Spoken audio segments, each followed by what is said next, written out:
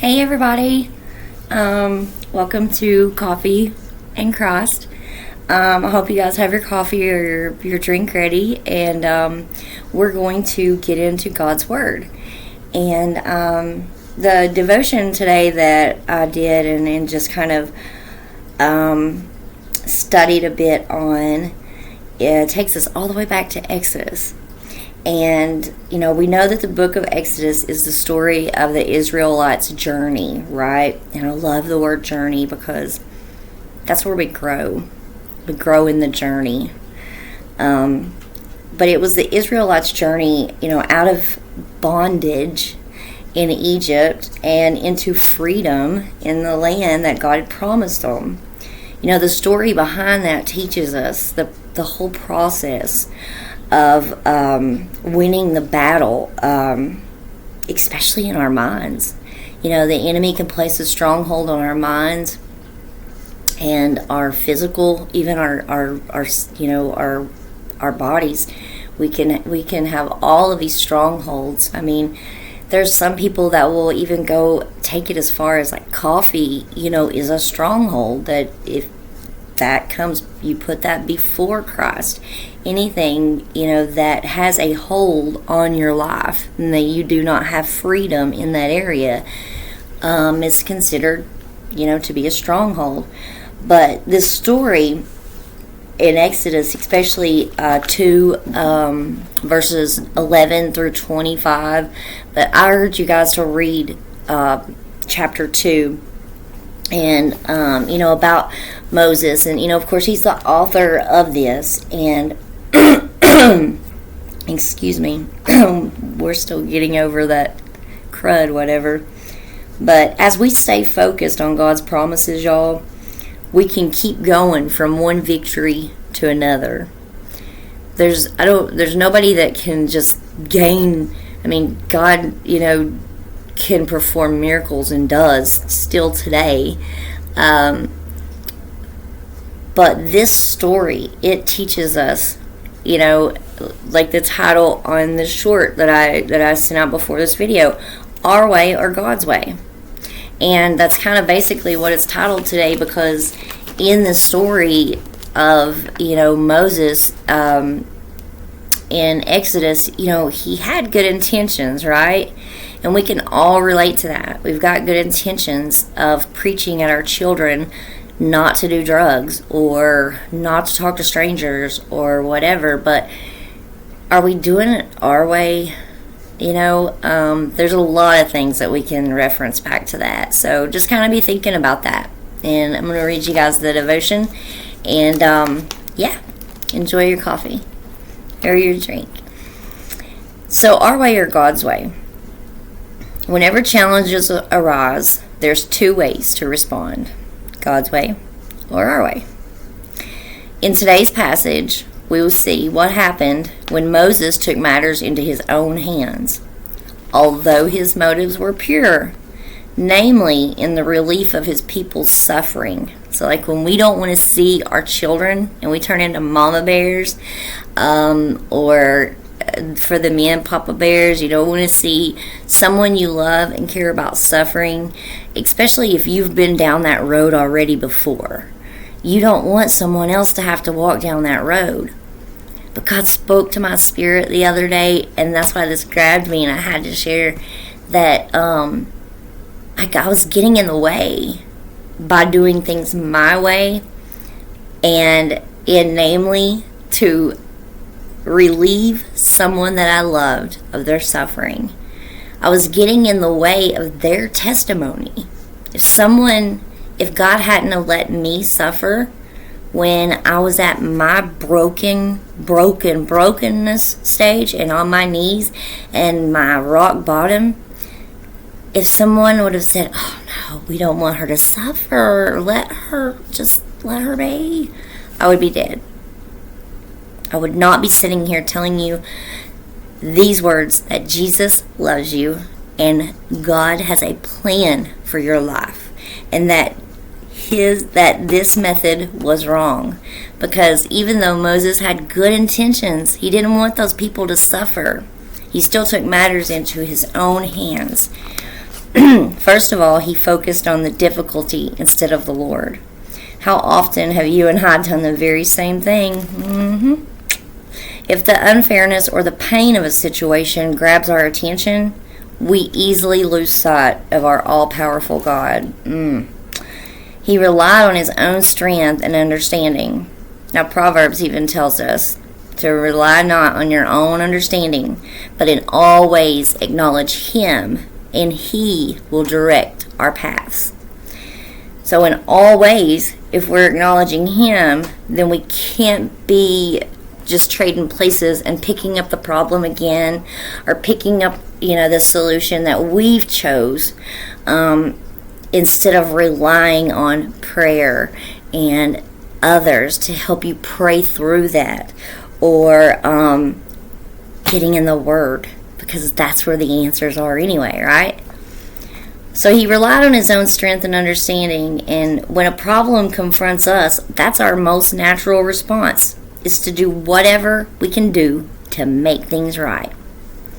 Our way may seem so logical at the time, but it will not accomplish God's purposes.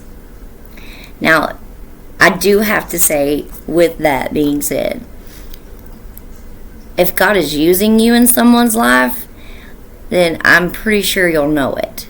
And that's a whole different lesson than this. So, and lastly, he acted impulsively instead of waiting upon the Lord. How many of us just...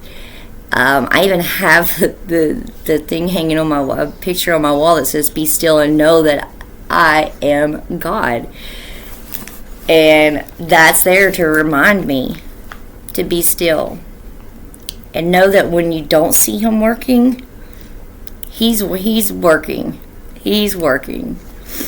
If a situation seems urgent, fixing the problem as fast as possible easily becomes our top priority, right?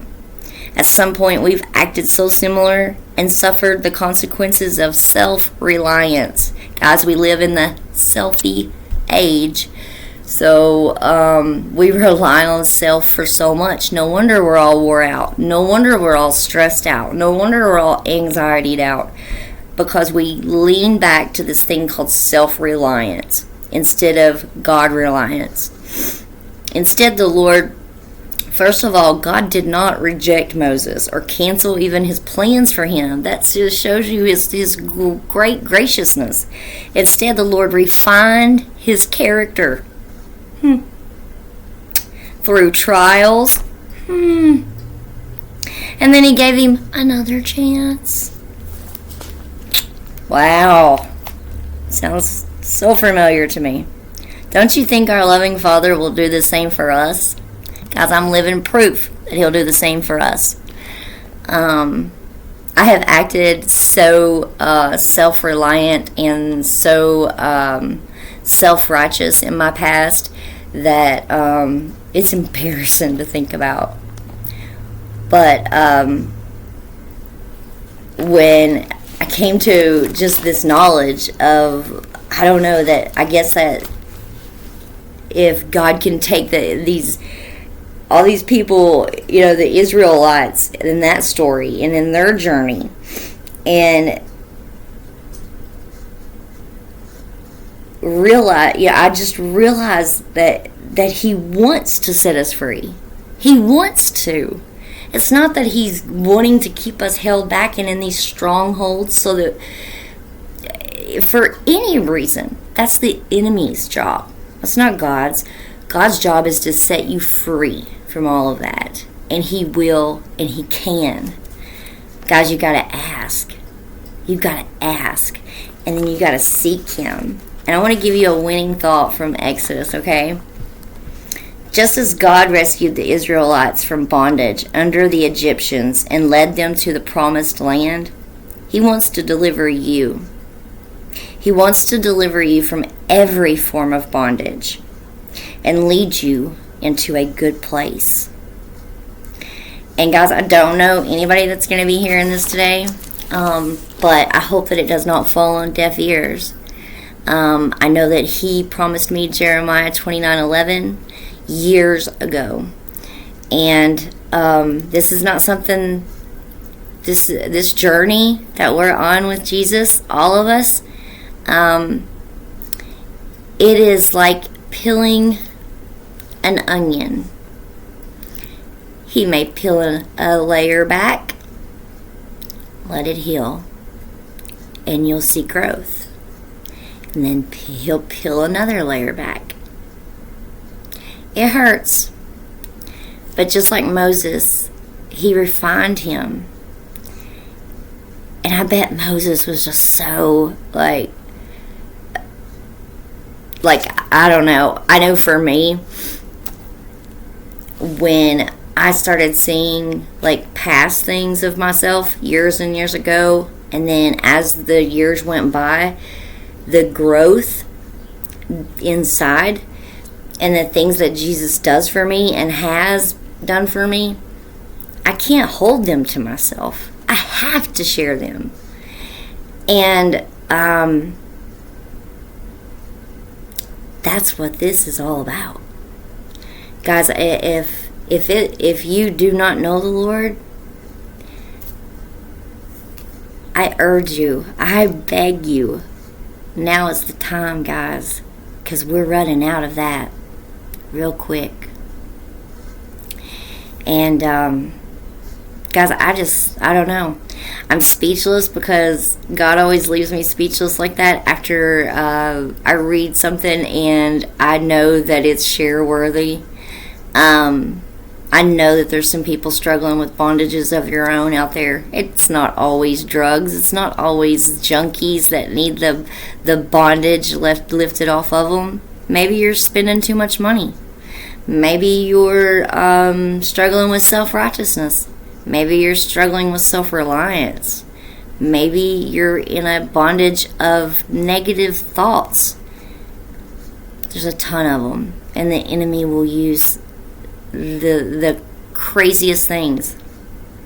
So guys, keep your armor on. You'll find that in Ephesians 6. And like I said, go back, check out Exodus chapter 2 and start at verse 11 and read down to about 25. You're going to find out Moses's what he did and how he chose his way and not God's way, and how he had good intentions, and we can all relate to that. So guys, I hope you guys have a great Tuesday, and thank you for joining me with a little bit of coffee. I'd already had way too much before I started the video, but guys, thanks to all my new subscribers. I know there's been a few lately, and it just blesses my heart. There's going to be a few changes going on with the channel. I'm going into the second year of the channel, and I believe with all my heart God is going to grow it. And it's not even to me about that. It's about the ears that it does fall on and the seeds that can be planted. For me to be able to sit in my home or anywhere and put Jesus' name out there as living proof that you can be set free from the bondage of addictions, from the bondage of negative thoughts, and that you can live every day. You can live every day okay. It's okay. There's no need for all of this panic. And guys, I just hope that someone that needed to hear this got to hear it today. And thank you guys to the subscribers that are sticking through and really just helping this channel to grow by commenting and liking. It really makes a difference in who gets to see these videos. And I'll be announcing some changes here soon, so stay tuned to the channel. And guys, don't forget, if you have clicked on this channel, subscribe, or maybe check out another little video. But thank you, and have a great rest of your day. I'll see you guys in a couple days.